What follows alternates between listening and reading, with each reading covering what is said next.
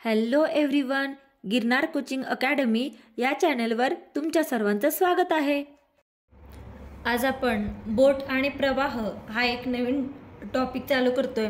या टॉपिकवरती नेहमी एक्झामला प्रश्न विचारले जातात। बऱ्याच लोकांना हा टॉपिक अवघड जातो, पण एकदा जर तुम्हाला ट्रिक केली तेही अगदी कोणतंही सूत्र न वापरता तर ही एक्झाम्पल सोडवायला फार सोपी आहेत आणि पटकन उत्तर निघतं आणि इझिली मार्क्स भेटतात आपल्याला। तर जेव्हा ही बोट आणि प्रवाह यावरती प्रश्न विचारलेला असतो तेव्हा नेहमी काय करायचं, तर आपण ते एक्झाम्पल सोडवतच त्या ट्रिक कशा यूज करायच्या ते बघूयात। तर पहिला प्रश्न बघूया। एक व्यक्ती प्रवाहाच्या दिशेने 40 किलोमीटर व प्रवाहाच्या विरुद्ध दिशेने 30 किलोमीटर प्रत्येकी 5 तासात पोहोचते, तर संत पाण्यातील वेग किती? नेहमी अशा प्रकारचा प्रश्न आला की एक रॉ डायग्राम बनवून घ्यायची।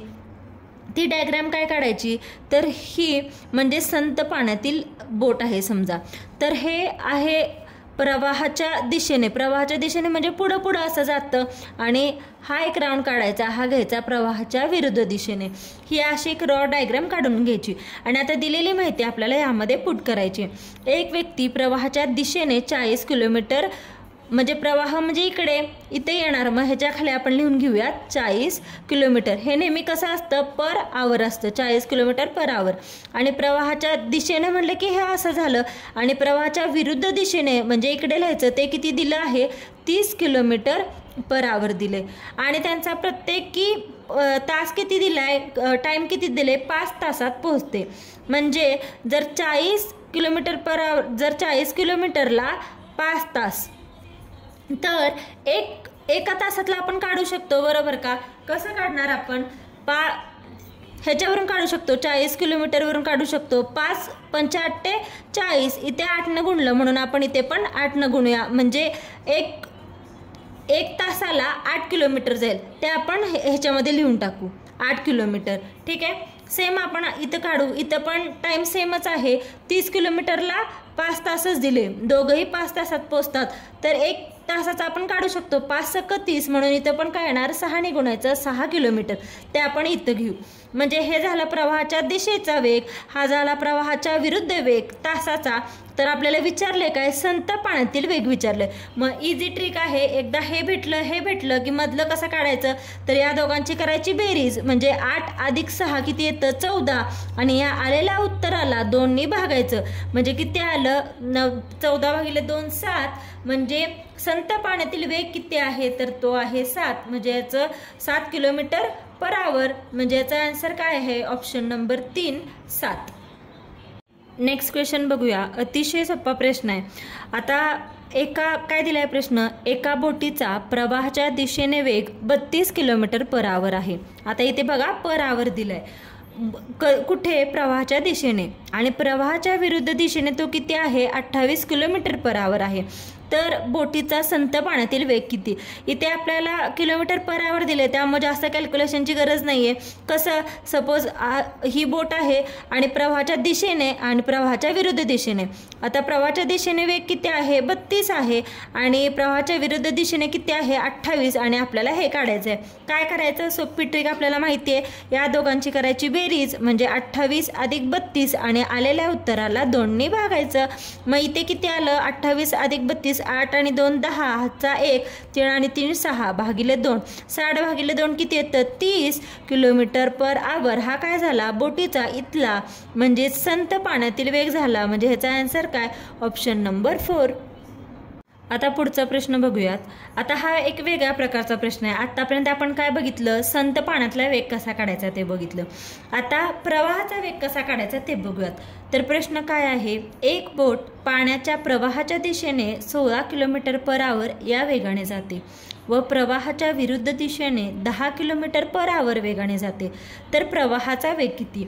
पहिली स्टेप सेम करायची, आपण काय करतो, इथे समजा संत पाण्यातील वेग आहे, हा पकडतो आपण प्रवाहाच्या दिशेचा वेग आणि हा असतो प्रवाहाच्या विरुद्ध दिशेचा। तर बोट पाण्याच्या प्रवाहाच्या दिशेने किती जाते, तर 16 किलोमीटर पर आवर जाते, आणि विरुद्ध दिशेने किती जाते, 10 किलोमीटर पर आवर दिले, बाकी कॅल्क्युलेशनची गरज नाही। मग कुठलाही वेग विचारलेला असू दे, प्रवाहाचा विचारलाय म्हणजे इथला विचारलाय आपल्याला, तर सर्वात पहिला मधलं काढायचं. आता आपण मधला संत पाण्याचा कसा काढतो, ह्या दोघांची बेरीज भागिले 2 म्हणजे 10 अधिक 16 भागिले 2. 10 अधिक 16 किती, 26 भागिले 2 किती आलं, 13. हा झाला संत पाण्याचा वेग. पण आपल्याला विचारले काय, प्रवाहाचा वेग किती. जर संत पाण्याचा 13 आहे, प्रवाहाच्या दिशेचा 16 आहे, तर मधला किती येणार, म्हणजे ह्या दोघांची करायची वजाबाकी. मग 16 वजा 13 किती आलं, 3 किलोमीटर पर आवर. हाच काय झाला प्रवाहाचा वेग, म्हणजे आन्सर काय, ऑप्शन नंबर 3. पुढचा प्रश्न बघूया. एक व्यक्ती प्रवाहाच्या दिशेने 18 किलोमीटर पर आवर वेगाने पोहतो. जर प्रवाहाचा वेग 5 किलोमीटर पर आवर असेल तर त्या व्यक्तीच्या प्रवाहाच्या विरुद्ध दिशेने वेग किती. तर आता हा प्रश्न कसा सॉल्व करायचा. ॲक्च्युली मी हे एक्झाम्पल सॉल्व करत होते, पण काही कारणास्तव व्हिडिओ रेकॉर्डिंगच झाला नाही, त्यामुळे हे तुम्हाला सॉल्व केलेलं दिसते. मी खाली अजून एकदा तुम्हाला सॉल्व करून दाखवते. तर नेहमी आपण सॉल्व करताना काय करतो, एक नॉर्मल डायग्राम काढतो. ही प्रवाहाच्या दिशेने, ही प्रवाहाच्या विरुद्ध दिशेने. आता प्रवाहाच्या दिशेने किती दिले, 18 किलोमीटर पर आवर दिले, आणि त्या प्रवाहाचा वेग किती आहे, तो आहे 5.